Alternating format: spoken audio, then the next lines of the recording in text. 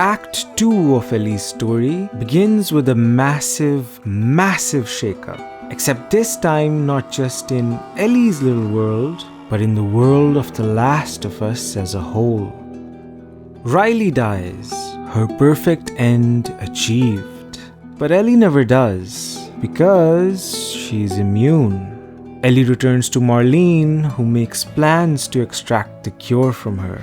But with Fedra gaining the upper hand on them over the last few months, Marlene and her group are on their last legs, and Marlene is forced to hire an escort for Ellie. Well, that's the plot, but what does all this mean for Ellie? This is all a fundamental shift in her worldview. Ellie's life had always been about her being a nobody, an orphan with no value. Her arc had been about her finding peace within that. But now she's suddenly the most important person in the world, and the purpose she lacked has now been thrust upon her to be the savior. What effect does this have on Ellie? People are dying for her. The Fireflies have abandoned their long battle to liberate Boston from Fedra and are now placing all their stock in her. The last of the Fireflies are banding together to transport her to their facility. All of this, every death Ellie feels, falls on her shoulders.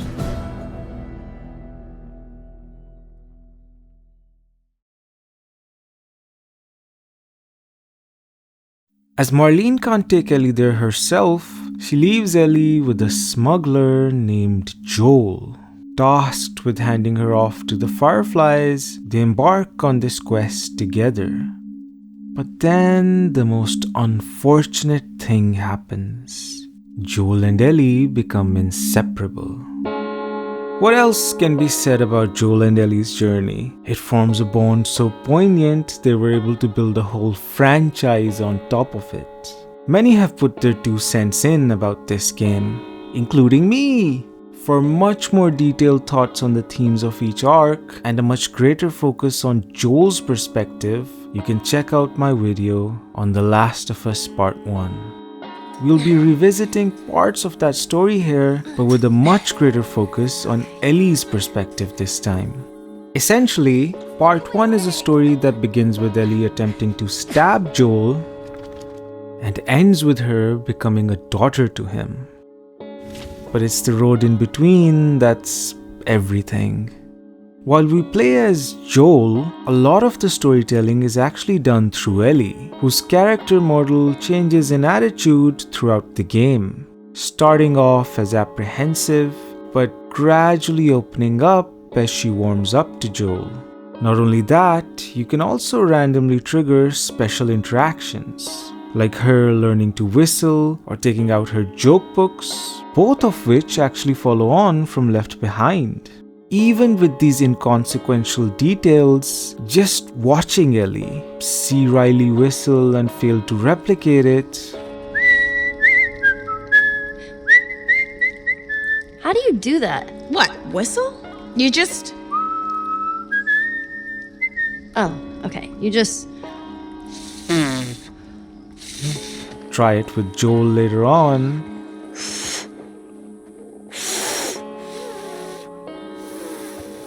Are you alright? I'm trying to learn how to whistle. And finally nailing it. I'm whistling! Oh, good. Something else you can drive me crazy with. That's awesome. Over the course of our long playthrough, feels cathartic. Because we're experiencing Ellie slowly but surely growing up, right before our eyes. Now take that same development pattern and put that into combat. Hey, dumbass! The days of a helpless Ellie in a big bad world are finally about to change. Under the guidance of Joel, Ellie takes the role of support. While not doing much initially, or rather not being allowed to do much initially, Ellie gradually turns to bricks and bottles, stunning the enemy for Joel, who moves in for the kill.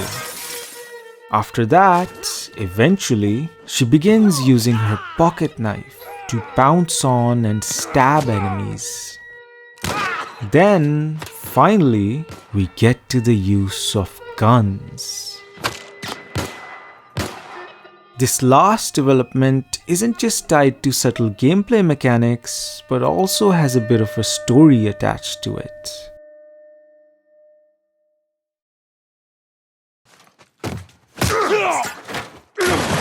In order to save a dying Joel, Ellie grabs his gun and shoots the attacker.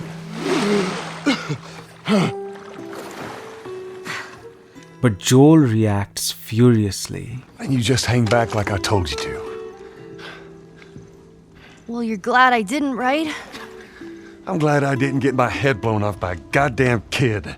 And this leads to the first serious clash between Joel and Ellie, after which Ellie's character model actually regresses back to apprehensive.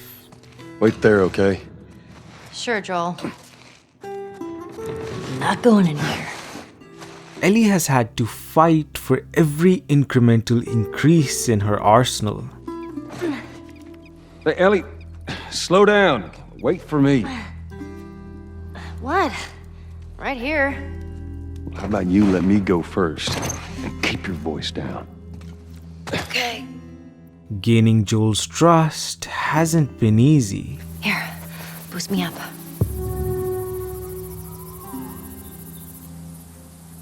No, that's not such a good idea. Well, I can't boost you up. But even so, he's being especially stubborn here. It's absurd. And Ellie finally pushes back against it. You know what? No. How about, hey, Ellie, I know it wasn't easy, but it was either him or me. Thanks for saving my ass. You got anything like that for me, Joel?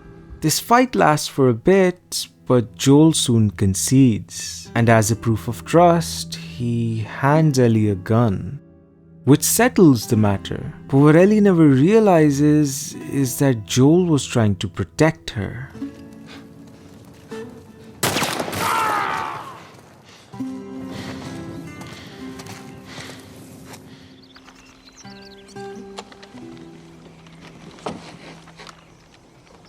Joel never wanted Ellie to be corrupted by this world, that too at such a young age.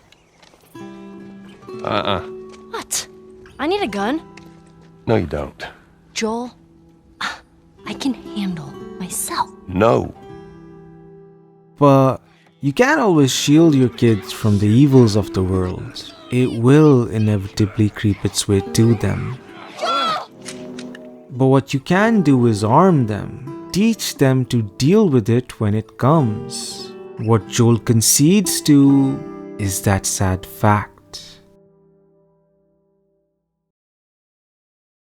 The hunter Ellie kills is her very first human kill, and though she tried to hide it at first, I shot the hell out of that guy, huh? her true feelings came through quickly. I feel sick. But Joel handled it awkwardly as well, still trying to hide his own feelings for her. Both these characters have some personal issues to work out.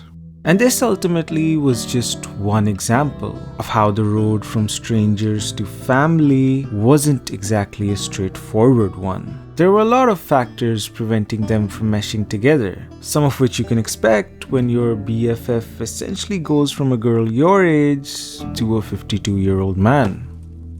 Attention. The 6 a.m. shift starts in 10 minutes. All drafted citizens must report for duty. Anyone absent I hate that lady. Why does she have to sound like such a dick? I know, right? Here's how I do it. Attention. The 6 a.m. shift starts in 10 minutes. Okay, let me try. Citizens are required to carry their ID card at all times. Report all signs of infection to your nearest area administrator. Remember, inaction costs lives. Oh, I'll be checking in for one night, and I would like your finest suite, please. The hell are you doing? But the major moments of contention stem from both their aversions to vulnerability, like we just saw in this scene. Ellie's picked up a bad habit of playing tough from Riley, even though she was never really as wild as her. But to be fair, she's not the main culprit here. It's Joel's aversion to honesty, stemming from his conviction to push others away after losing his daughter, that causes the biggest rifts between them. We've seen how Ellie opened up to Joel. Now let's see how Joel opened up to Ellie. In their first scene together, Joel doesn't even look at Ellie, doesn't even talk to her directly. Hey, we're smuggling her? He then stays back and lets his partner Tess take the lead, so he doesn't have to deal with her. But when she puts him on babysitting duty... Whoa, I don't think that's Bullshit, the I'm not best going idea. with him. Jesus Christ. Just cargo, Joel. he finally addresses her. And you, stay close. Marlene doesn't reveal why Ellie's so important to the Fireflies, so as he takes her to their safe house, Joel subtly tries to find out, though that conversation falls apart quickly. Look, I'm not supposed to tell you why you're smuggling me, if that's what you're getting at. You wanna know the best thing about my job? I don't gotta know why. To be honest with you, I give two shits what you're up to. Well, great. Good. Once they reach the safe house, he refuses to engage with her in any way whatsoever. What are you doing? Killing time. Well, what am I supposed to do? I am sure you will figure that out.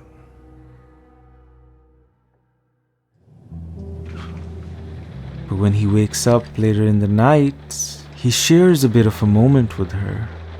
Ellie talks about how she's never gone outside the Fedra perimeter, which is true. If you think about it, all of our Act 1 happened inside this small zone. There's a whole world out there, yet to be explored. Contemplating the possibilities, she's excited, but also a bit scared. Ellie asks Joel what it's like out there. What on earth do the Fireflies want with you? Joel finally reveals his concern for Ellie all this time.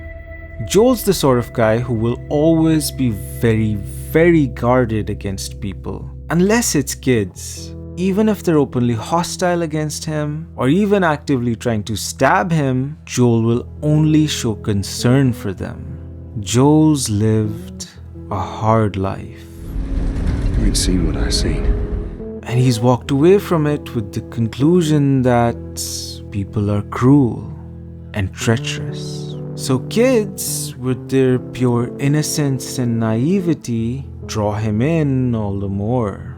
Joel tried to avoid getting drawn in by Ellie, but going back, you start to pick up on all these clues pointing to how Joel couldn't help but show concern.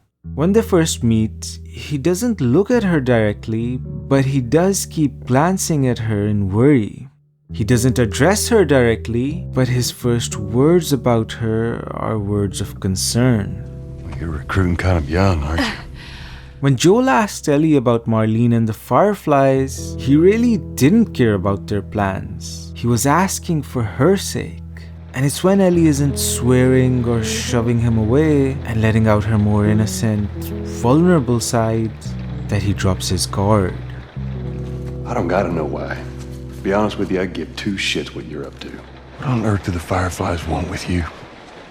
Hey, Tess comes in, and the conversation ends right there. From that point on, Joel regresses back to using Tess as a barrier between himself and Ellie. And following some chaotic events as they leave the perimeter, the next time Joel and Ellie connect is once again in a spontaneous moment where Joel lowers his barriers. Noticing Ellie staring ahead, Joel remembers what Ellie told him. I've never been this close. It's the outside. Was that everything you hoped for? Jury's still out. But man, can't deny that view. As they continue on, Joel glances at his watch. the watch his daughter Sarah gave him the night she was killed. They're almost at the handoff, so in Joel's mind, he'll never have to see Ellie again, so he allows himself this moment. You kept complaining about your broken watch. So I figured, Good night, baby girl.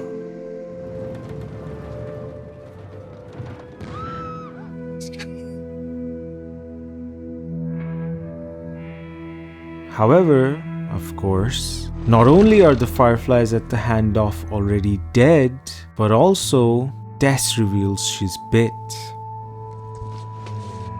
Oh, Christ. As her dying wish, she begs Joel to take Ellie to the Firefly base himself, putting all the goodwill she's built up with him on the line.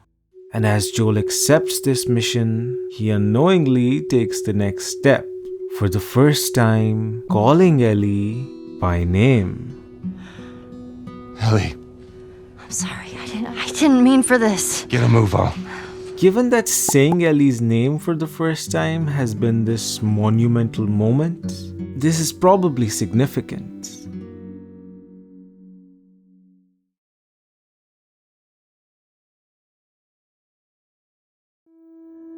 Tess is the first of many characters who influence and shape what Joel and Ellie's journey will be like.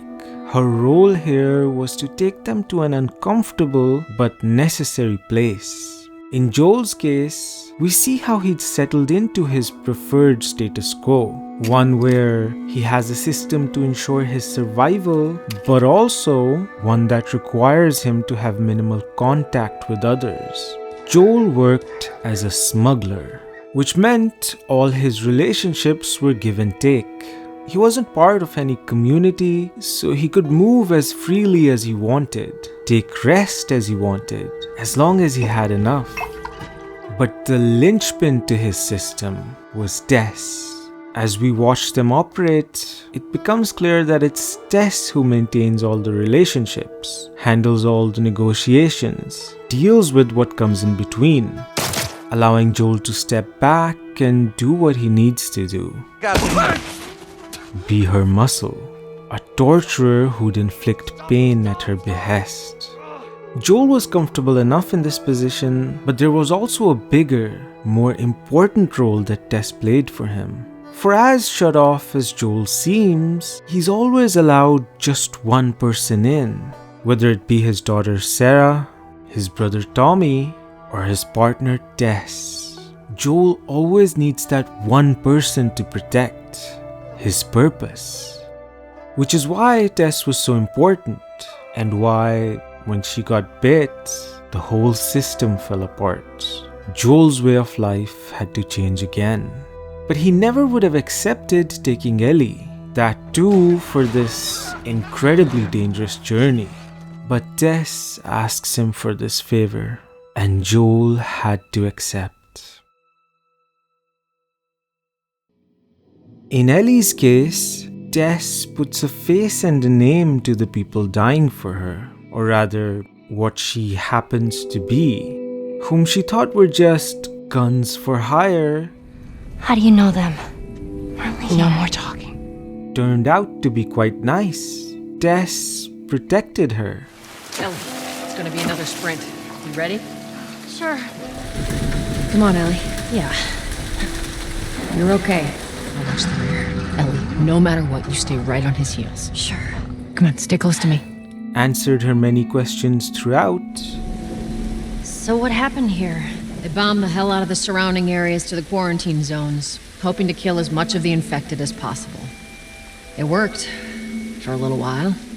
And by the end, Ellie felt an attachment to them. I'm glad Marlene hired you guys. What do you mean? I know you guys are getting paid for this, but I'm trying to say thanks. Yeah, sure thing. So for Ellie to then realize that Tess got bit protecting her, I'm fine. Guys, get in here! The girl! and spent her final moments sacrificing herself to help Ellie escape, it takes a toll on Ellie. Ellie saw Tess light up after learning about her immunity, how that reignited a long-gone sense of hope in her. It's on her now to live up to that. Both Joel and Ellie feel indebted to Tess.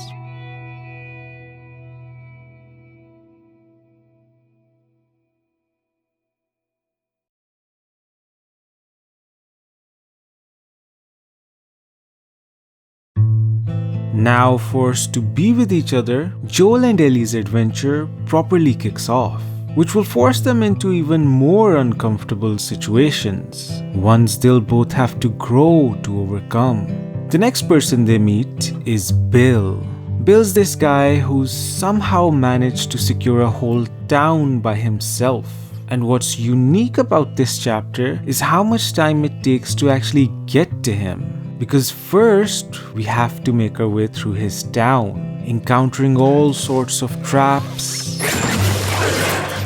trip mines, and barriers that keep this town fortified. And when we do finally see Bill, he has his face covered with a mask.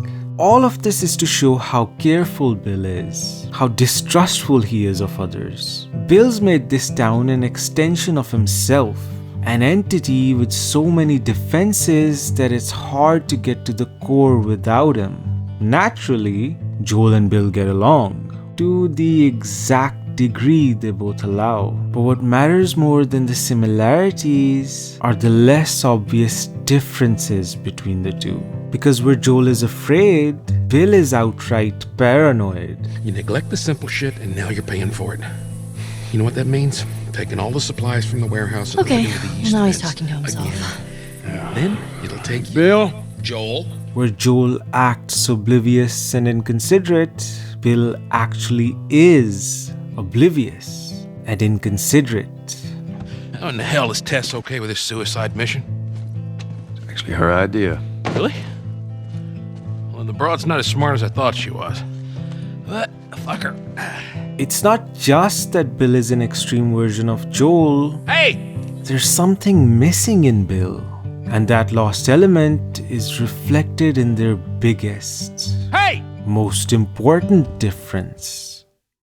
How they treat Ellie. Ellie. Hey, what are you... Joel? Bill! What are you doing? Bill!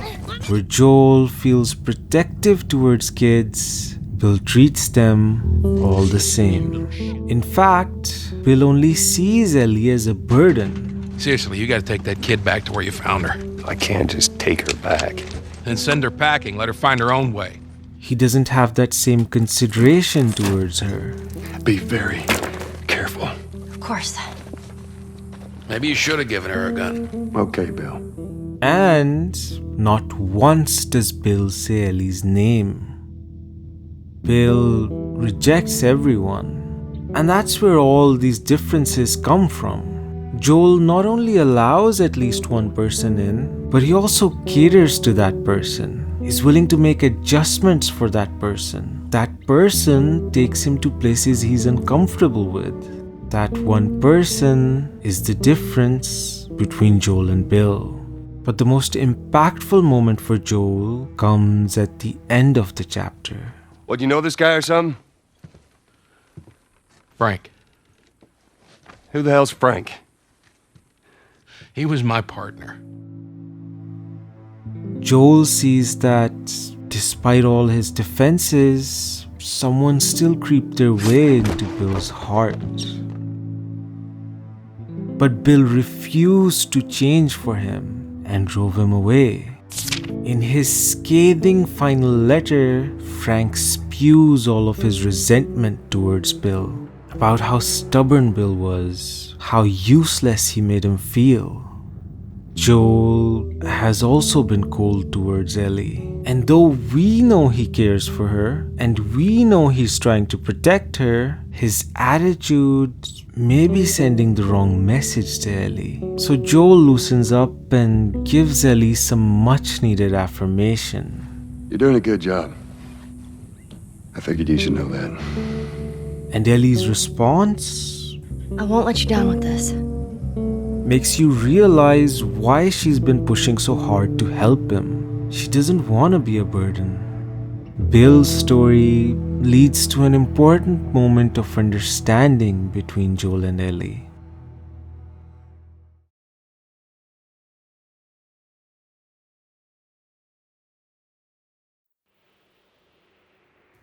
Henry and Sam are, in many ways, the opposite of Bill.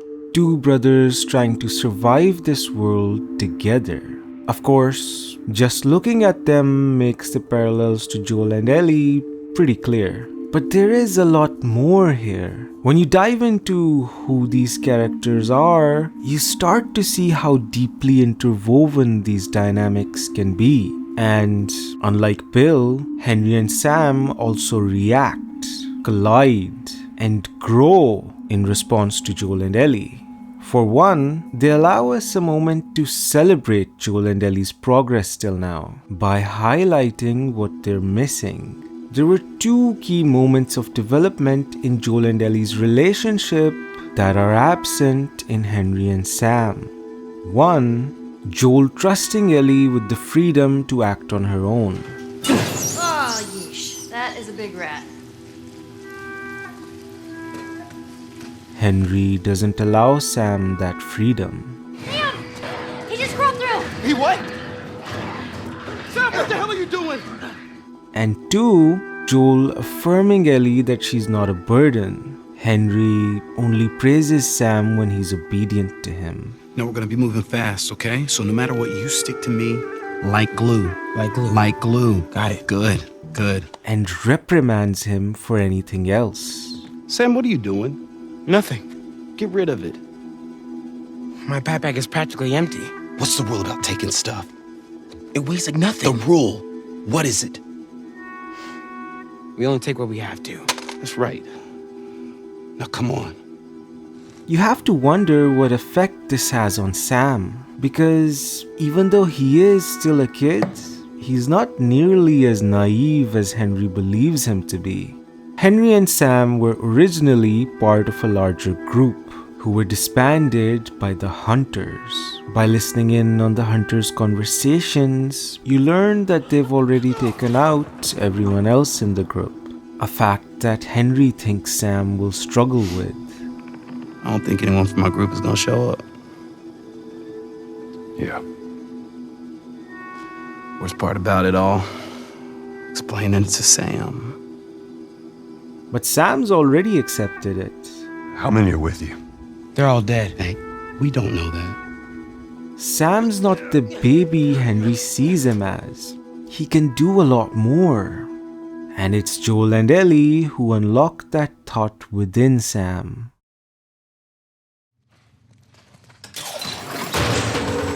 Get back! Oh, shit! Sam!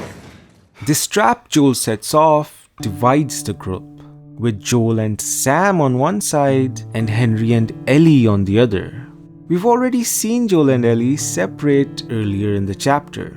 They both learned to operate alone and meet up again. But this is probably the first time Sam's been separated from Henry. And while the adults don't realize it, Sam starts panicking. Watch Ellie do this double take as she sees Sam anxious, and she makes a joke to calm him down. In all her relationships, Ellie's always been the younger one, the one forced to sit back and learn. But with Sam, this is the first time she gets an opportunity to be the mentor. This is awkward. Yeah. No, it's like every time. Hey, this thing isn't budging, man. Just go, get out of here. Sam, you stay close to him. Henry, we gotta fucking move! You keep him safe! Go! As Joel is now in charge of Sam,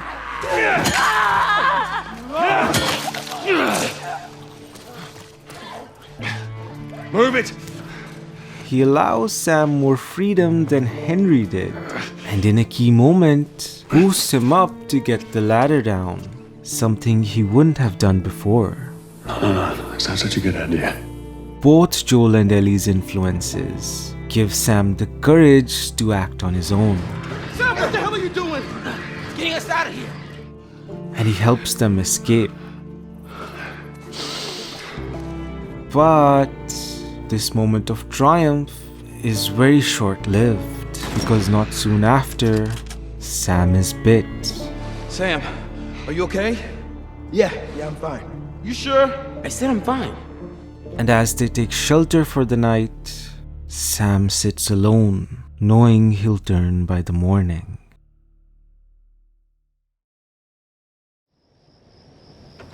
Ellie comes to check up on him, and she even hands him the toy he wanted.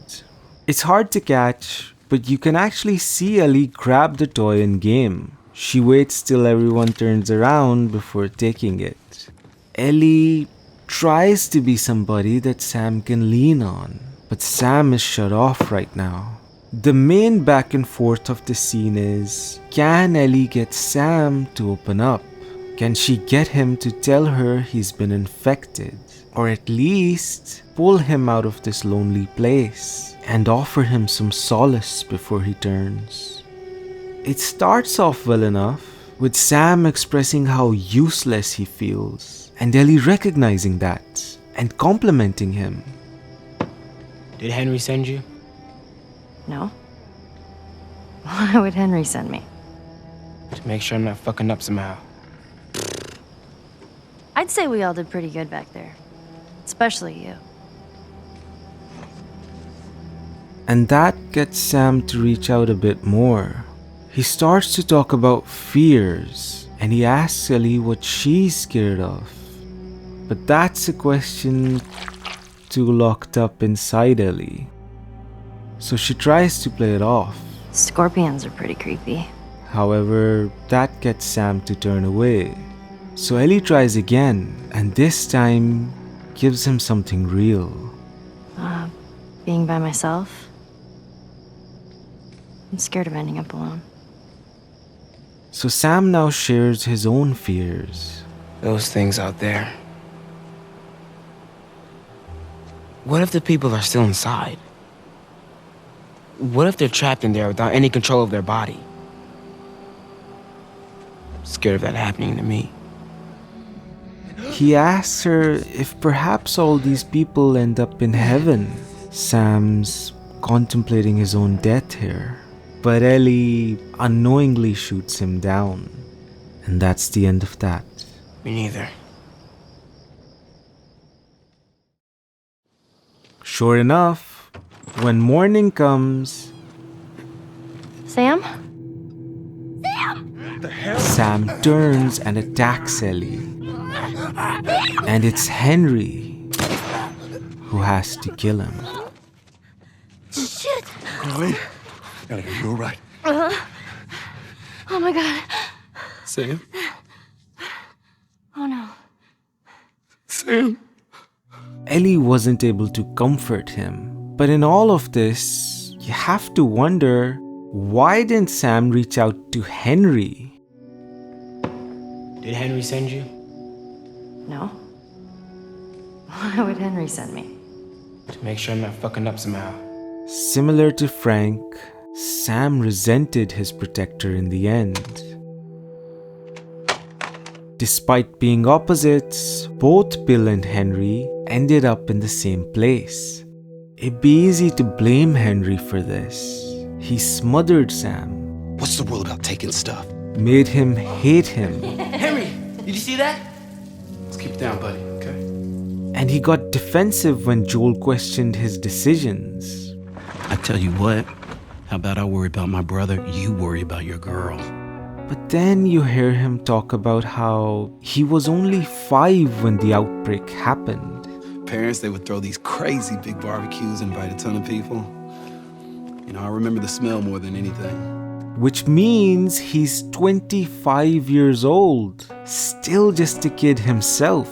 There are hints in the game towards a dark past, where Henry had to become Sam's guardian at a young age. And the full story of his past is much darker than that. But now, you can see that kid in him come out constantly when he gets insecure, when he gets excited over the thought of riding a motorcycle, and when he tries to impress Joel over how capable he is. Henry tried his best, but now, too late, he realizes he was only pushing Sam away. It's your fault. nobody's fault, Henry. It's all your fault! Henry! Henry, no!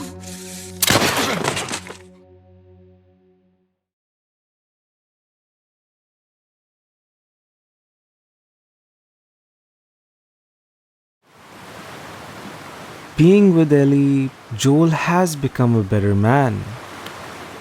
There was this one moment in the last chapter where Henry and Sam seemingly left him for dead, and when Joel confronted Henry about it, for an instant, that old torturer came out, that pragmatic killer. But Ellie brought him back, and Joel was actually embarrassed to have her see him like that. Ultimately, Ellie was right about Henry and Sam. They were trustworthy. They made a solid team. It would have been hard to make it out of the Hunter's territory without them. She was the one who facilitated that partnership, offering up her name herself, Ellie. and getting Joel to give them a chance. He saved me too. They're alright. I think it's good to have him around. It's safe to say those two have officially bonded. Now, having said that, none of it mattered. For Joel, in the end, bearing witness to that raw emotion, the feeling of loss that he experienced back then, just that pain, trumps all of the supposed good that came from it. Joel and Ellie arrive at Jackson to meet with Joel's brother, Tommy. They'd been searching for Tommy for a while to learn more about the Fireflies' whereabouts. But now, that's just pretense. Joel plans to abandon Ellie here.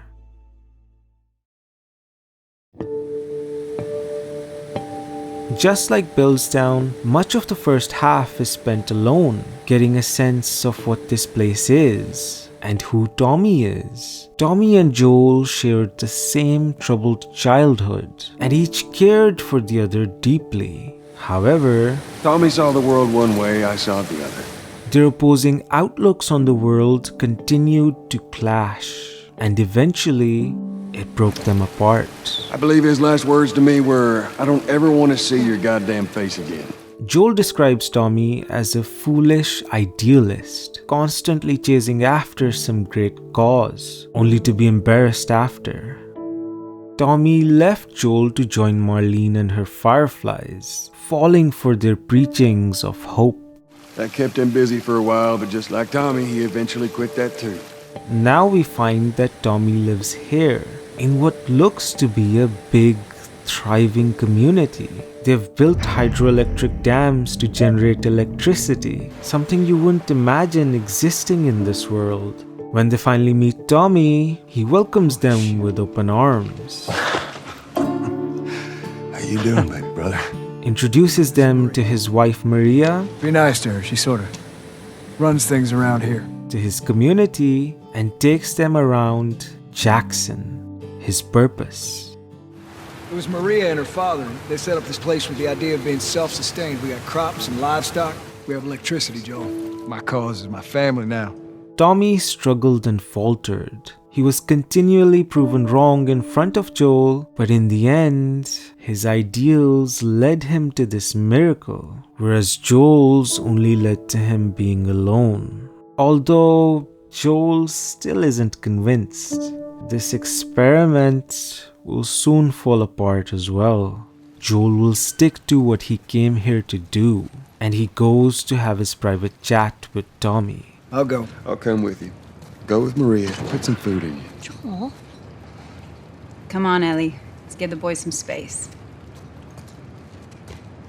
I'm sending Tommy over. Stand by. Ellie's been uncharacteristically awkward ever since they arrived here. The last time we saw her like this was actually back when we first met her. For Ellie, it's the same story. Suddenly having to meet these strangers, only to then learn that she's being handed off to them.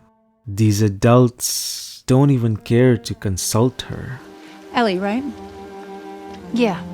We've seen how The Last of Us tends to hide some characteristics or messages in the overall structure of its story, with a certain thread running through it. One thread that runs through with Ellie is her ability to tell if someone's being genuine or not. It's an instinct of hers. It even has a name. The cast and crew have dubbed it Ellie's bullshit detector. We've already seen the bullshit detector in action somewhat, but it's from this point on that this aspect of Ellie becomes increasingly relevant. We lost her today. What's that all about? Ellie senses that something's up with Joel, and when it becomes clear to her what's going on, we'll talk about it later. Later. Right. She runs away. That girl of yours, she took one of our horses and rode off. Damn it, which way? Stubborn kid. This is an act of rebellion from Ellie, a way for her to be taken seriously. And when he finds her, Ellie forces Joel into their greatest clash till now.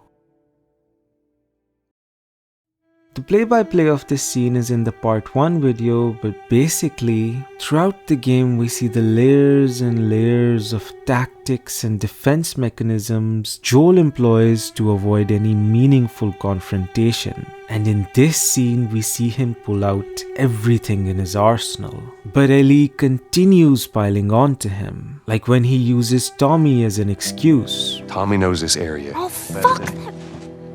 Well, I'm sorry. I trust him better than I trust myself. Ellie bypasses that and asks for the real reason. Stop with the bullshit. What are you so afraid of? And when Joel still refuses to answer, Ellie drags that reason out in the open. Not her, you know. What? Maria told me about Sarah. Ellie? And You are treading on some mighty thin ice here. I'm sorry about your daughter, Joel. But I have lost people too. You have no idea what loss is. A lot of the focus in this scene is on Joel, and understandably so. We've seen him deny and deny and deny the pain in his heart. This is the first time he's been exposed like this. But this is just as hard on Ellie. Everyone I have cared for has either died or left me. Everyone fucking except for you. I'm scared of ending up alone. That snippet of truth Ellie gave Sam starts to make a little more sense now. Ellie spent her whole life being shifted around to different schools, to different people, constantly being sent away or left behind, having to start all over again. Joel's right, in a sense. She doesn't know loss like he does, but those words cut deeper than he realizes. Still, Ellie pushes on. So don't tell me that I would be safer with someone else, because the truth is I would just be more scared. Since we've watched the world from Ellie's perspective this whole time, you probably haven't noticed, but Ellie's actually pretty closed off. Because on the outside, she's always acting playful or playing tough. Winston even said she wears that mask well. What she's hiding, her biggest secret, it's how afraid she is. Fear is always present with Ellie. American Dreams, taking advantage of its medium, gave us the most overt depiction of Ellie's fears. But notice how she never mentioned it to anyone. It only occurred in quiet, private moments, often triggered by an image, after which she'd immediately turn away. But even in the video games, it had been hinted at, like how, in Left Behind, Ellie would sleep with her pocket knife under her pillow. Ellie's never admitted to that fear. This was the secret she refused to give to Sam, the secret she never even confessed to Riley. Yet she admits it to Joel here. Ellie asks Joel to be vulnerable by laying herself bare as well. The same Ellie from a few months ago probably wouldn't have gone this far for Joel, but she learned that it was worth it to fight, because she is capable of being loved. That was hard for Ellie to accept, because she only ever knew being unwanted.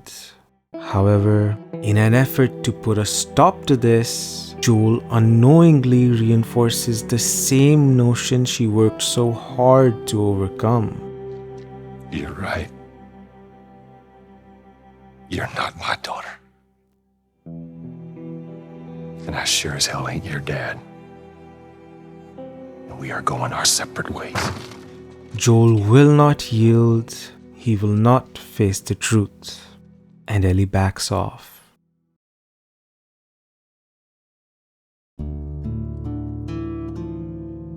Joel, Ellie, and Tommy quietly ride back to Jackson.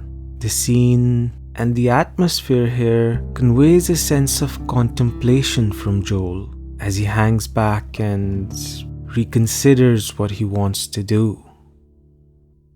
This terrifying journey we're on, full of death and despair, Ellie intends to continue with it.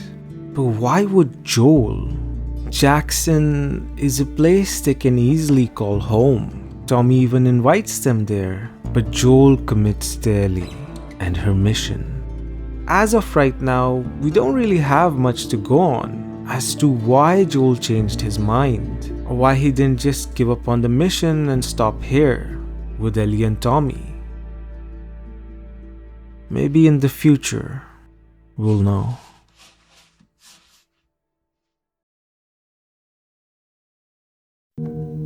Act 2 began with the goal of finding the fireflies. Ellie and Joel head to their lab now with the information Tommy gave them. It's all the way out, University of Eastern Colorado. Act 2 began with Joel rejecting Ellie, refusing to engage with her. Now we see him trading stories with her about his past and his dreams. I would have wanted to be an astronaut. That a fact? Yeah. What about you? What'd you want to be? Well, when I was a kid, I used to want to be a singer. Shut up. No, serious. Sing something. No. Come on, I won't laugh. Act 2 has also been about Ellie growing into a more capable person, and that seems to have happened as well. Everything seems to have fallen in place now. The story should be coming to a close, but you see, as this is The Last of Us, everything goes wrong. The university is empty. The fireflies have migrated to another lab. Joel and Ellie are attacked by a mysterious group. Get down! Joel suffers a severe injury, and Ellie is left to deal with it Joel? alone. Joel, here. The story isn't done yet. Get up, get up, get up. You gotta tell me what to do. Meaning something was amiss here. And it shouldn't take long to discover that all signs point to Ellie. Ellie quietly worked hard to become an equal to Riley. She fought to be granted independence from Joel. And all that might have fooled you into believing she actually wanted it. Upon seeing Joel get injured, the first words Ellie utters are, What do you want me to do? and even as Joel lays there dying, she says, Get up, get up, get up. You gotta tell me what to do. this is the moment you're forced to re-examine Ellie. Truth is, she's only ever aimed at being apt support. She has no real views of her own. She takes everything from the person she's with. Her own ambitions never grow past their own. We've even seen how, when that person leaves her, life stops for Ellie, and she simply stagnates. As long as Joel is there to protect her, there will always be a ceiling to Ellie's growth. So The Last of Us rips Joel away from Ellie, forcing her to fend for herself. This is the end game of Act 2. The next 3 chapters will be make or break for Ellie, her 3 greatest tests till now.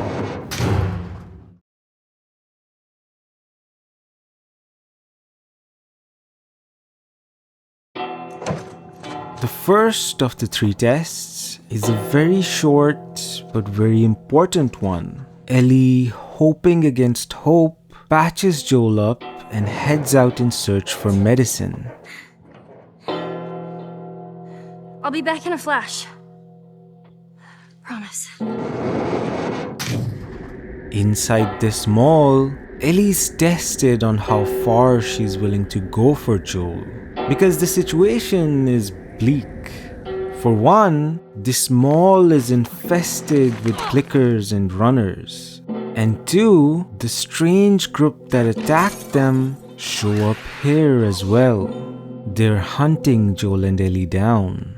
Finally, as for the medicine, one by one, each ray of light is snuffed out. This place has already been ransacked. The medicine might not even be here. And even if she does find it, will it even help? For all we know, Joel is practically dead. Given the situation here, it'd make sense to give up and run away. But Ellie turns towards her heirlooms. Anna's letter in her backpack reminds her of the lessons she learned in American Dreams.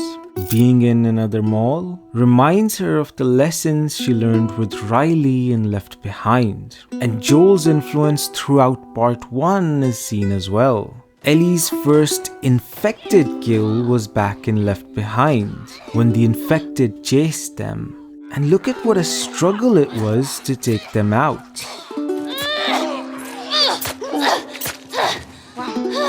But now Ellie's much more lethal and precise.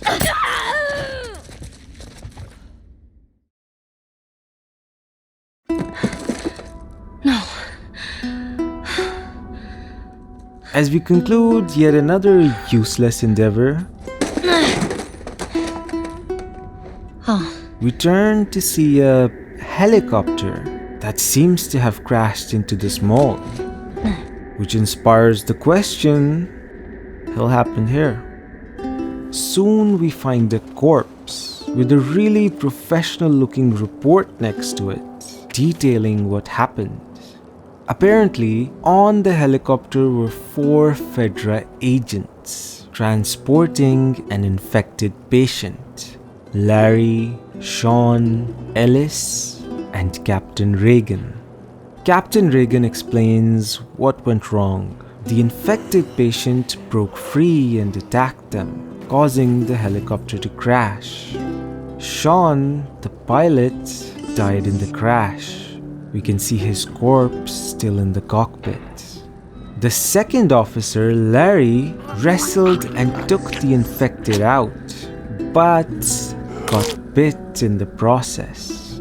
According to Reagan, Larry immediately showed us his bite and accepted his fate. I executed the infection protocol before Officer Caulfield could turn an infected. This corpse must be Larry's then. So what we find is an inspiring story of a hero who bravely sacrificed himself to save his fellow officers. That solves that mystery. Except, later on we find another note from Reagan. And this one paints a different picture of what took place. Who the hell am I kidding? We murdered Larry. Ellis held him down while I shot him like a fucking dog. I can't get his screams out of my head. Very unprofessional. From this point on, the story gets a lot more interesting, with parallels to just about every major character. Like Larry, whose last words echo Riley's last words about savoring the time we have left in this world. Reagan and Ellis robbed him of that. And it seems that guilt stayed with Reagan. As the 2 remaining officers emerged from the crash, a horde of infected attacked them. And this time, Ellis is bit. However, Reagan doesn't kill him. In what's perhaps an act of atonement, the captain amputates his arm before the infection can spread.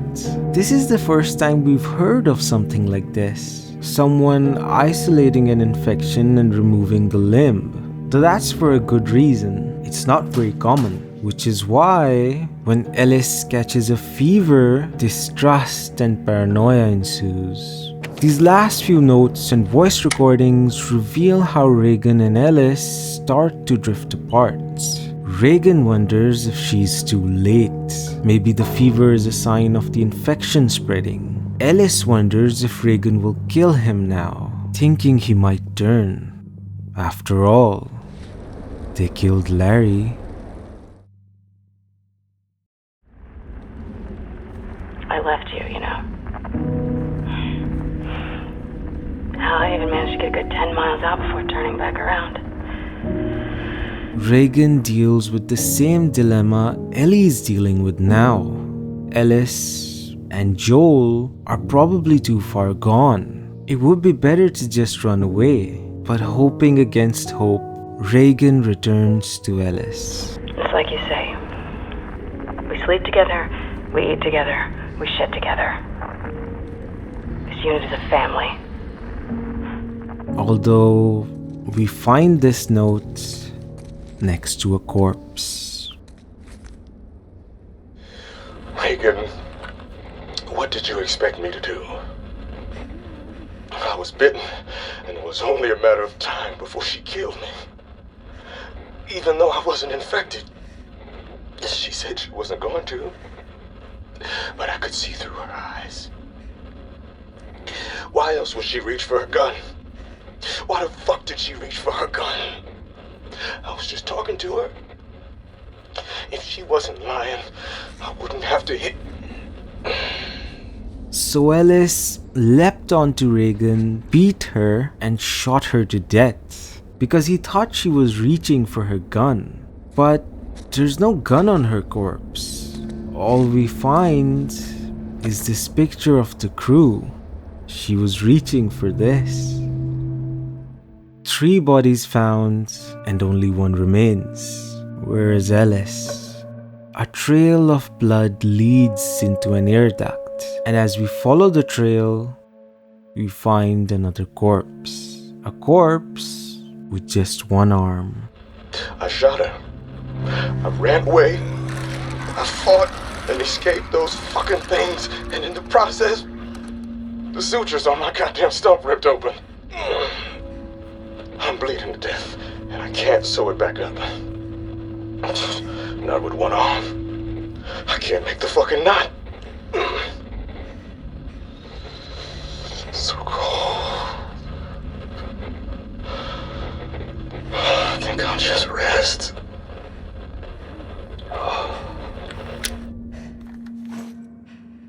It's kind of funny it ended this way. The crew thought it'd be easier to survive if they rejected each other, but that very distrust led them to their deaths. Ultimately, we humans are weak. So weak that it's impossible to accomplish even the simplest tasks, like lifting an object that's too heavy, reaching a platform that's too high, or sewing ourselves up while ill or injured.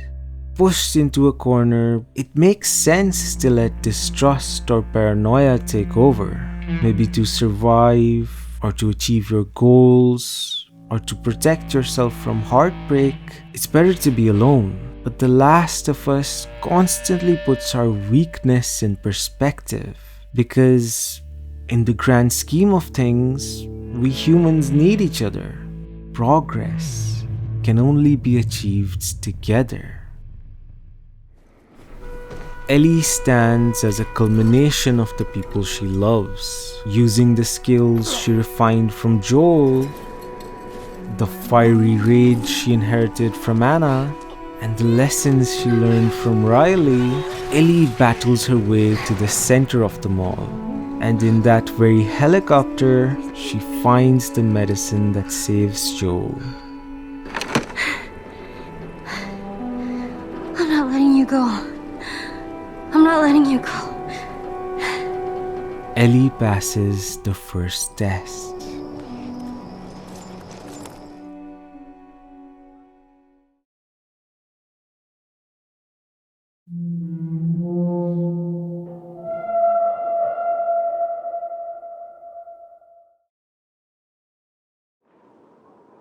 The season turns to winter, and we find Ellie out hunting for food. She kills a rabbit but spots a deer and goes after it. These sequences are quiet. No music in the background, no people, no big infected battles. Just an expression of Ellie's loneliness. But all this will soon take a turn. Oh. As Ellie goes to collect a deer, she notices someone. Who's there? Hello? We just want to talk. Any sudden moves and I put one right between your eyes. What do you want? Name's David. This here's my friend James. We're from a larger group. Women, children. We're all very, very hungry. In our first meeting with David, we're all sizing him up. Is he friend or foe? Maybe we could trade you for some of that meat there. What do you need? Weapons? Ammo? Clothes? Medicine. Do you have any antibiotics? David complies with Ellie and sends his man away to get medicine because Ellie refuses to go with them there. While they wait, runners and clickers descend on Ellie and David saves Ellie from several near-death moments. After they clear them out, David sits with Ellie and reveals to her that it was his men who attacked them in the university, who chased them into the mall. His men want revenge for the people killed, but David stops them. James, lower the gun. No way, David. I'm not gonna let her go. Lower the gun. David then offers Ellie a place in his camp, but he also gives her the option to leave if she wants to. You won't survive long out there. I can protect you. So David seems to be alright. He does everything in this first meeting that Joel had to incrementally learn to do throughout the game. He hands Ellie his rifle. You reckon you can handle that? He affirms Ellie when she proves herself capable. You weren't kidding. You're a better shot with that thing than I am. You're doing a good job. And more than Joel, he's the leader of a large community. A man who genuinely cares for his people. Ah, Lord. I've been looking for these boys. David could potentially fill the voids Riley, Marlene, and Joel left behind. Someone to rescue Ellie from her loneliness. And yet, Ellie refuses to give David her name. What's your name? Ellie. Ellie, right? Yeah. Come on, Ellie. Yeah. Ellie. Why? Of everyone we've met, this is the only time Ellie's refused to trust someone. I can protect you. Oh, thanks. Ellie's bullshit detector warns her of these people. As this is a test of how Ellie will fare alone, we feel proud of her during this encounter. She catches them watching her. She isn't naive enough to go with them to their camp. She holds her own against the infected, and in the end, she refuses their offer and goes back to Joel. But there are mistakes she makes. Medicine! Joel was the one who killed David's men, and because of Ellie, David surmises that he's somewhere out there, still injured. Letting Ellie leave will lead them right to him.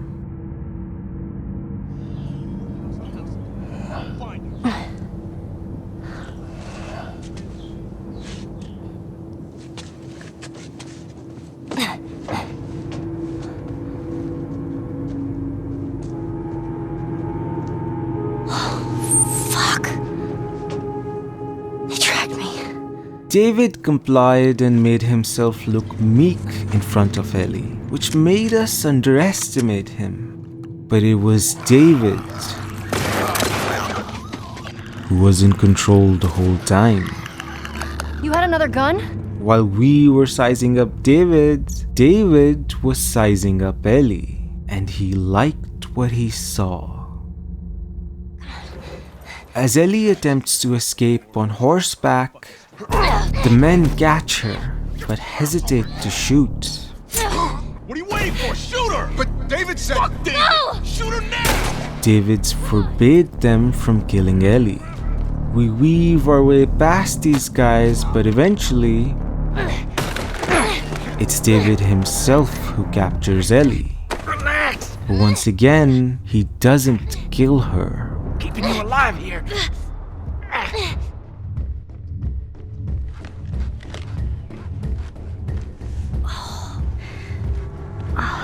Ellie wakes up in a cage. And turns out,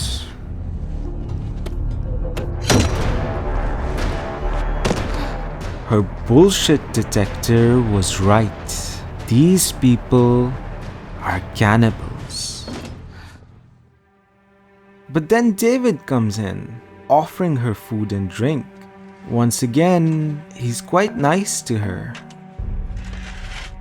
What is it? I promise, it's just the deer meat. You're a fucking animal. And once again, he asks for Ellie's name. Please tell me your name. You're so full of shit. On the contrary, I've been quite honest with you. Now I think it's your turn. David has been honest with Ellie, to his own detriment. He's been slowly revealing information about his group that would surely get Ellie to turn away, like telling her it was his men who attacked them, or showing her that they're cannibals. And his order to keep Ellie alive is turning his own men against him. Are you really killing her? David said he wants her alive. He doesn't get to make that call. James told me it's the girl from the university. How many of our guys were killed there? Oh, shit. I didn't know that was her. Screw David, then. I ain't taking a chance with this. Shoot her! But David said... Fuck David! No! Shoot her now! David's losing support on both sides, but he continues to have faith in his gamble. David wishes to slowly indoctrinate Ellie into his group. He's confident that, despite all this, he can get her to join him. Because he sees something in Ellie, and Ellie finally asks what that is. Now I think it's your turn. It's the only way I'm going to be able to convince the others. Convince them of what? That you can come around. You have heart. You're loyal. And you're special. The last piece of the puzzle is revealed. Everything is on the table now. David is an adversary who's not just capable, but also sharp and observant. He sees the potential in people who can make his group stronger, but he also sees the weaknesses in people, which he exploits to get them to obey. Profound creepiness notwithstanding, what David says about Ellie is all true. You have heart. You're loyal. Remarkably, David recognizes that fighting spirit within Ellie, along with her will to see things through. Though, equally, he also catches her fear, her loneliness. And so he continues to dangle his offer over her, to give her all that she wants. David's proven he won't abandon Ellie like the others. Till now, he's the one who's been the most committed to her. He and his group are strong, so they'll protect her. But in exchange, David wants to tame Ellie. Making Ellie negotiate while putting her in a cage is pretty symbolic of what this relationship is like. David provides the illusion of control, the illusion of independence, painted over reality. However, in a way, that's what Ellie's wanted. Just as she likes, Ellie will safely play the role of support, her goals determined by the person she's with. If Ellie wants to overcome this test, she'll need to face her fears and break through the ceiling she's took shelter with. Oh.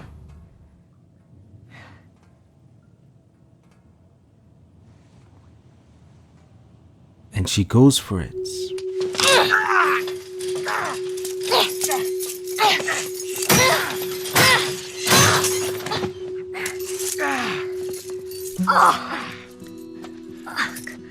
You stupid little girl.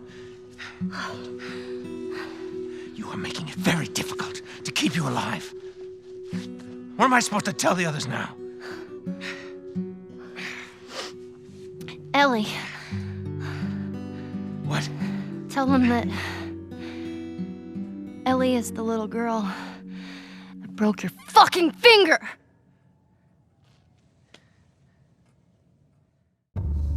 But with that choice, Ellie will now have to face David's wrath.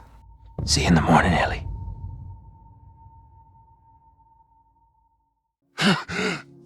Joel finally wakes up, and from this point on, we see both Joel and Ellie trying to survive in the truest sense.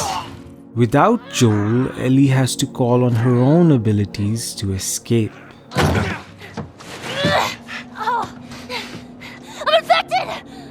I'm infected! She uses her immunity to open up an opportunity. Roll up my sleeve. Look at it! I'll play along.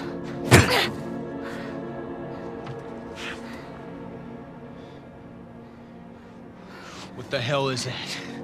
She would have turned by now. It can't be real. Looks pretty fucking real to me.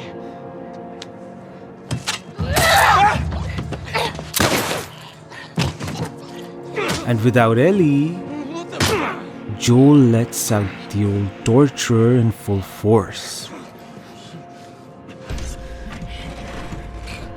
Now, the girl.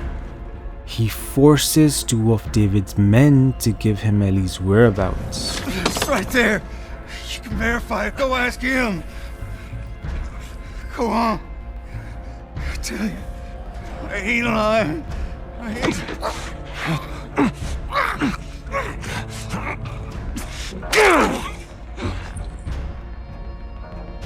Fuck you, man. He told you what you wanted. I ain't telling you shit. That's all right. I believe him. No, wait! As Joel makes his way towards Ellie now, on the other side, You're easy to track. David hunts Ellie down again. But again, he doesn't shoot her right away. When Ellie uses this chance to take cover, That's all right. he doesn't run after her, but instead turns to lock the door. Maybe it's to prevent Ellie from sneaking around and getting out, but your mind can't help but wander to the worst of places. David walks around the lodge, loudly taunting Ellie. You know, I love how you think that you're better than this. Better than us. But you're not. Maybe this is just an intimidation tactic, or perhaps she's really trapped in here with a madman. When he finally gets to her, David pins her down and towers over her. You can try begging. Fuck you. Everything here sets our alarm bells ringing. Compared to all these complex human characters, David is simply evil. You think you know me? Huh? Is there really more to David than it seems? I mean, this stuff It'd be too charitable to explain that away. But looking into others, an added dimension does start to unveil itself. You're a fucking animal. It's awfully quick to judgment. Considering you and your friend killed how many men? There is no other choice here. They didn't give us a choice. And you think we have a choice? Is that it? When David actually sits down and challenges Ellie's worldview, he exposes how half-baked it actually is, as she can only parrot what we hear others say throughout the game. Whew. I'd say we make a pretty good team. You guys are pretty good at this stuff. It's called luck, and it is gonna run out. We got lucky. David then shows her how those very same justifications can be used to excuse his actions as well. After all, he's human too, just trying to protect his people. Guess what? We're shitty people, Joel. It's been that way for a long time. No, we are survivors. You kill to survive. And so do we. And that's what Ellie refuses to see. We heard gunshots! Infected. What? The girl. She's infected and she got out. This is bad, David. I need you to round up everyone who isn't armed and get them clear out of here. Even though David himself has his own narcissism about him, which caused him to make moves that were detrimental to him because of some belief that his faith makes him invincible. I gotta admit, had me back there. For a second, you shook my faith. Only for a second. He still acknowledged Ellie as a human with all her dimensions. You have heart. You're loyal. And he acknowledged those strengths till the very end. I knew you had heart. You know, it's okay to give up. I guess not. Just not your style, is it? Though that might still be part of his narcissism. He is kinda crazy. But two things can be true at once. There will always be method to one's madness. And when Ellie still refuses to acknowledge him as anything more... You're a fucking animal. You're so full of shit. Fuck you. It's one of those rare instances where she strikes a nerve with David, now giving all his lines dual meaning. You know, I love how you think that you're better than this. Better than us. But you're not. You think you know me? Huh? Well, let me tell you something. You have no idea what I'm capable of.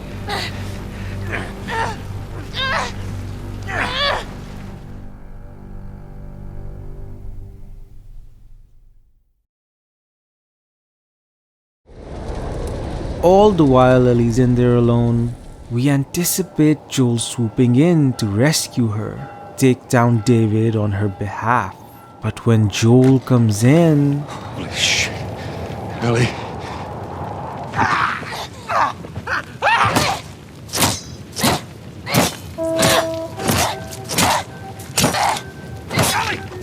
Stop! Fucking touch me! Okay, it's me. It's me. Seeing her in this frightened state, Joel grabs Ellie and says... Oh, baby girl. You're my baby girl.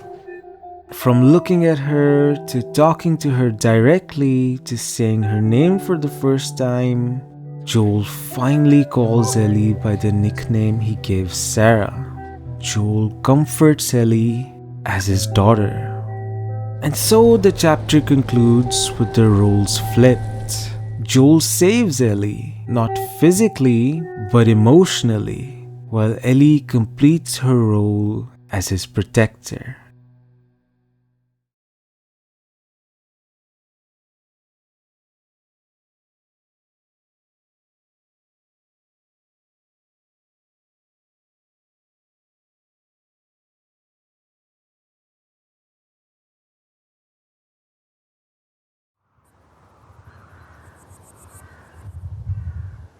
Winter soon passes. But the trauma of that time stays with Ellie. And I do mean trauma. In American Dreams, when we talked about how there's no one event we can point to explain why Ellie is this way, it meant that Ellie had never experienced trauma, at least. But now, this Ellie has. Triggered by the image of a deer that started it all, Ellie reflects on what she went through. David pushed Ellie in just about every way. He exploited her fears and tempted her towards his side. But Ellie broke out of her comfort zone and rejected him. So next up was a test of her skills, her capabilities in getting through this alone. Ellie had to come up with her own ways to fight. Other than using her immunity in the scene before, this was expressed through gameplay as well. While Joel could simply overpower his enemies, Ellie can barely get them to react, so we're encouraged to adjust our playstyle. Taking advantage of Ellie's size, there are more spaces to crawl through. Her footsteps are lighter, so she doesn't alert enemies. She's also faster and has more stamina, so she can get away quickly. So by making use of her own strengths, while incorporating what Joel taught her, Ellie passed this part of the test as well. But lastly, David challenged Ellie's worldview, and Ellie never really had an answer for that. Perhaps that's why Ellie's still stuck on that moment. Ellie! Ellie! Did you hear me? No. What? Look, hospital. This is where we get off. Let's go, kiddo. Joel, on the other hand, has found his purpose. He's completely opened up to Ellie now. You feel that breeze, huh? I tell you, on a day like this, I just sit on my porch, pick away at my six string. Yeah, once we're done with this whole thing, I'm gonna teach you how to play guitar. Yeah, I reckon you'd really like that. What do you say, huh? Ellie, I'm talking to you. Huh? Oh. Yeah, sure, that sounds great. But as they inch closer to the hospital, the questions Ellie has about it, the thoughts still lingering in her mind, she doesn't turn to Joel for answers. Ellie's always turned to her mentors for answers, but she realizes she has to deal with this herself. Everything all right? Yeah, I'm fine. You just kind of seem extra quiet today. Oh, sorry. No, it's not. It's fine. There's a sad realization that every kid has to deal with someday, becoming conscious of how complicated and dark the world can be. And noticing how the ones you always turn to for answers often don't really know any better than you. It's the moment a child transitions to an adult. And that's essentially what this chapter is, a farewell to innocence.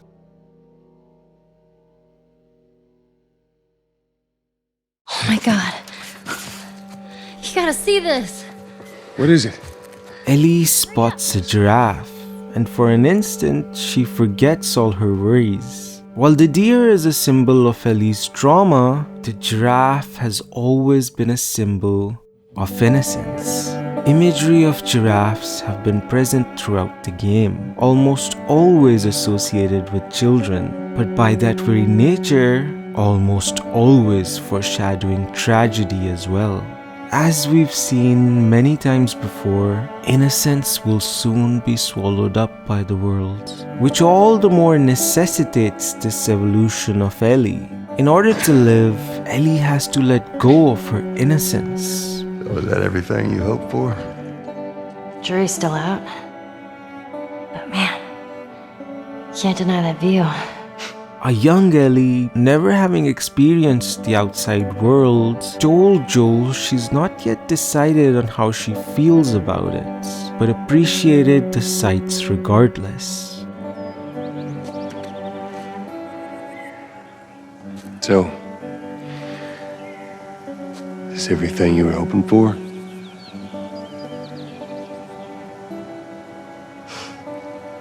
It's got its ups and downs, but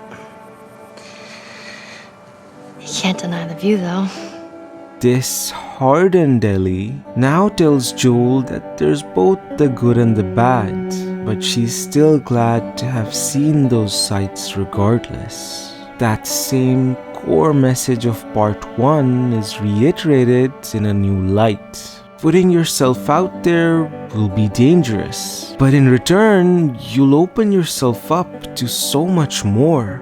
Ellie and we have now successfully explored the outside world together.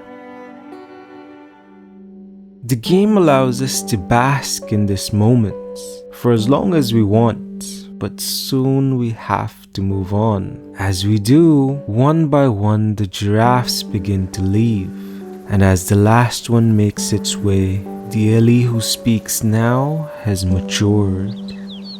We don't have to do this. You know that, right? What's the other option? Go back to Tommy's. Just be done with this whole damn thing. Joel finally asks Ellie to abandon the mission, perhaps still looking for a way to go back.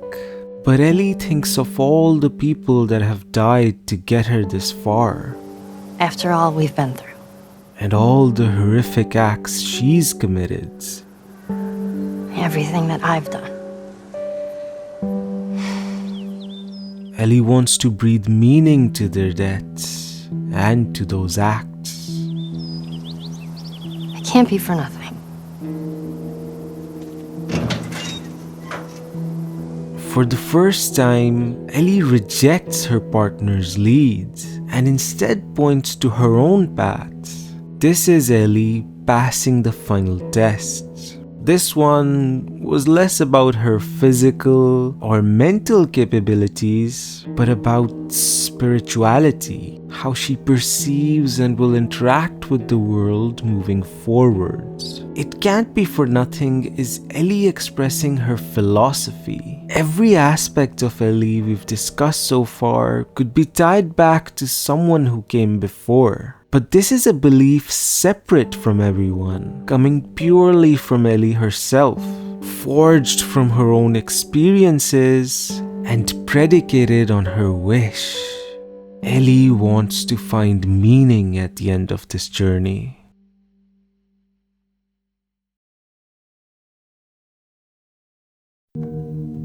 So here we are once again at the Firefly headquarters with both Joel and Ellie having reached the conclusion of their arcs. While Ellie was defined but unrefined, she's found direction and become whole. And Joel, who avoided hurt and loss by rejecting death, begins to accept it. Through Ellie, he starts to move on, inviting her in along with the potential hurt and loss that comes with it. Act 2 will in fact end here, and this conclusion could very well have been the end of the story as a whole. But alas, Whoa! Ellie, move! The Last of Us can be especially merciless with its characters. I got it.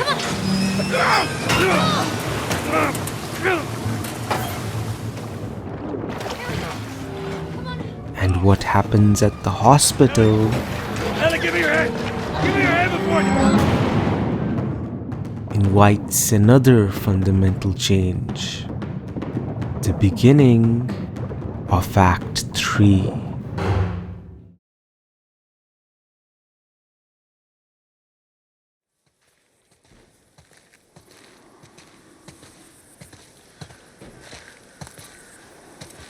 I dreamt about flying the other night. Oh, yeah? Go on, tell me about it. So, I'm on this big plane full of people, and everyone is screaming and yelling because the plane's going down.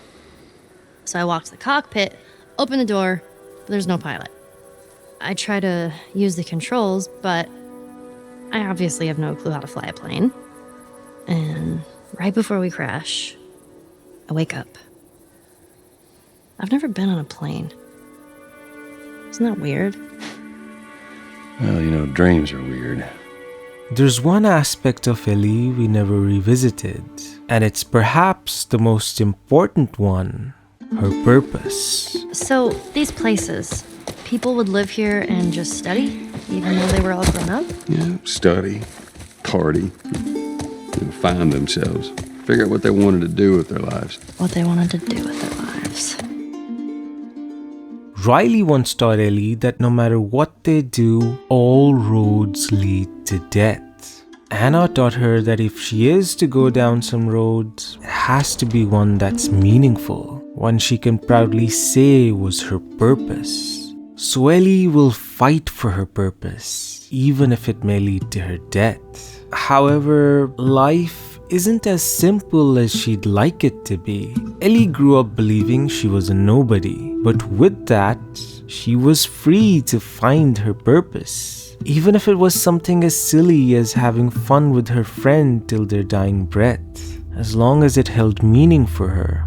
But she turned out to be the cure, entrusted with the purpose of saving humanity. That sudden change, that whiplash, really explains Ellie's feelings towards her new goal. Ellie, I'm sorry, I didn't mean for this. get a move on. Hey, you got a second? Yeah. I just want to say I'm sorry about Tess. That's it. I won't bring it up again. It's a feeling of inadequacy, followed by deep shame. Ellie has survivor's guilt. She suddenly finds herself in the pilot seat and people are going to die because she's not fit for the role. Ellie still sees herself as that nobody, but people have died, trying to get Ellie this far. She has to see this through.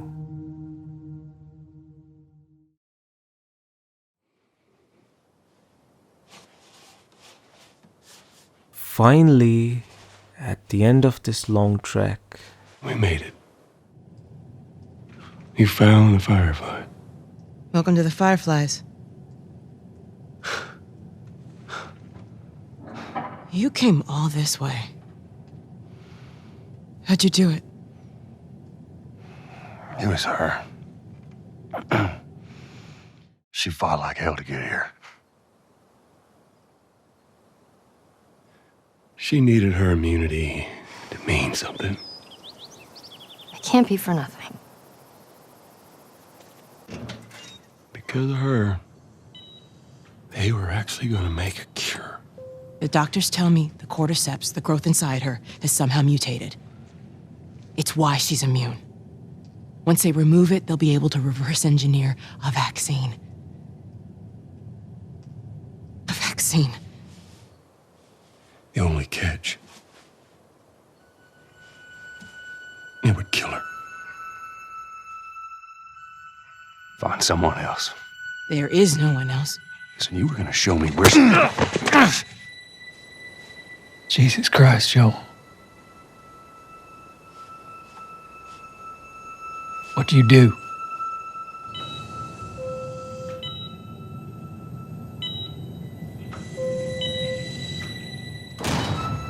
Sweet Jesus. Doctor? What are you doing in here? I won't let you take her. This is our future. Think of all the lives we'll save. Don't come any closer.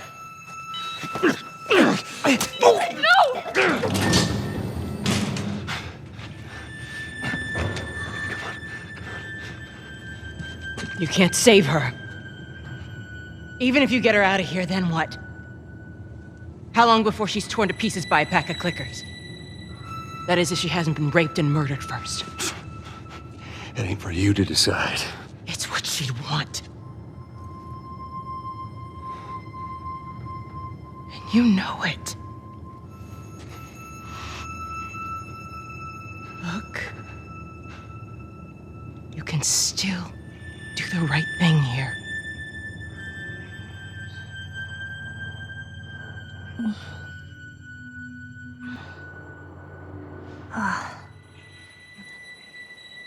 What does Ellie know? told her they just ran some tests. I told her her immunity meant nothing. Turns out there's a whole lot more like you, Ellie. People that are immune. There's dozens, actually. Ain't done 'em a damn bit of good, neither.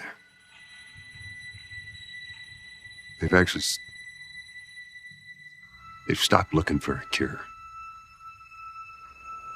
And she believed you?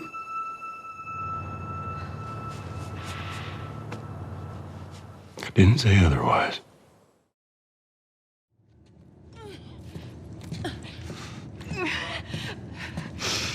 Wait! Let me go. Please. You just come after her. The events of the hospital are this hotly debated topic that continues still to this day, after more than a decade of the game's release. Marlene and the Fireflies wanted to kill Ellie to save humanity, but Joel killed them and doomed humanity to save Ellie. Who was right and who was wrong? The game leaves us having to untangle this very particular trolley problem. In the previous video, we dedicated a long time to this debate alone, roping in all the different takes on the subject, discussing semantics, running alternative scenarios, and diving into the true intentions of all the parties involved. But in the end, the answer we arrived at was that there is no answer. Whatever belief you hold regarding which option is correct, the ending is designed such that there will always be a good argument for and against it. There will never be a clear answer to that trolley problem in the hospital, and the only way to finally move on from the ending is to accept this. People can have their feelings about it, of course, and they sure did, but that was the point as well. To present the audience with an impossible situation and then to see what happens. To see the arrogance, stubbornness, and tribalism quickly unfold. In truth, the moment Joel and the Fireflies found themselves in this situation was the moment neither of them were walking out of it cleanly. And that's really the tragedy here. It was always going to be messy. However, while the circumstances were deeply unfortunate for everyone, the implications of their decisions would be very real. Because people would draw their lines in the sand regardless, picking their heroes and their villains. And that proclivity towards tribalism would alter the course of the world once more.